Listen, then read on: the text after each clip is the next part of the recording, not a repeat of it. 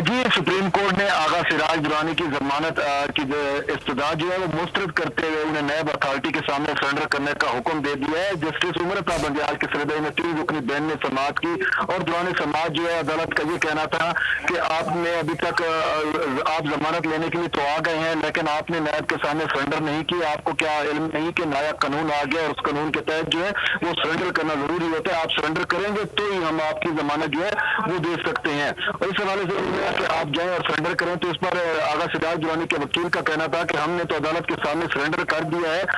तो इस पर अदालत ने कहा कि नहीं, आपको हमारे सामने सरेंडर नहीं करना बल्कि को नैब के सामने जाकर सरेंडर करना होगा, क्योंकि नैब को आप मतलूब है और नैब आपको गिरफ्तार करना चाहती है। तो आप जाकर सरेंडर करें और फिर इसके बाद हम आपकी दरखास्त जमानत जो है उसको फिक्स करके उस हवाले से कोई फैसला करेंगे। बाज़ अदालत ने जो है उनकी दरखास्त जमानत मुस्तरद करते हुए उन्हें नैब के सामने सरेंडर करने का हुक्म दिया। और इसके बाद सहाफियों से गुफ्तगू करते हुए जब हमने उनसे पूछा कि आप क्या इस्लामाबाद में सरेंडर करेंगे, नैब के सामने ही जाकर सरेंडर करेंगे, तो इस पर उनका ये कहना था कि अभी बाहर निकलेंगे तो ही पता। तैयब आप हमारे साथ ही मौजूद रहिएगा। पेशी के मौके पर आगा सिराज दुरानी का क्या कहना था वो आपको सुनवाते हैं। लेने के लिए आया ना, रिलीफ होता है ना, रिपोर्ट के बाद आप सुप्रीम कोर्ट में आते हैं, रिलीफ के लिए जाते हैं। उनका हुक्म जो मिला है वो फॉलो करें, निकलेंगे तो पता चलेगा। सर आपने वैसे इस्तदा तो की थी कि यहाँ पर ना किया जाए, लेकिन अदालत की जानिब से कहा गया कि हायर अथॉरिटीज़ के मामला में नहीं पड़ते, तो मुमकिन तौर पर ऐसी चीज़ें लग तो रही हैं।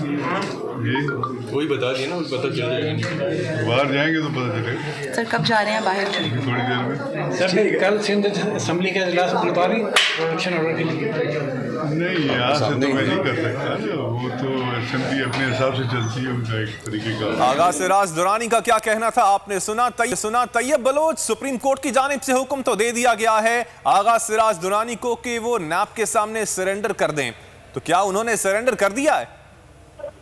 जी अभी तक तो आगा सिराज दुरानी ने सरेंडर नहीं किया, क्योंकि वो सुप्रीम कोर्ट के अंदर मौजूद है और जबकि वाज़ेह तौर के ऊपर अहकामात मौजूद हैं नैब को कि आपने किसी भी शख्स को सुप्रीम कोर्ट के अंदर से गिरफ्तार नहीं करना।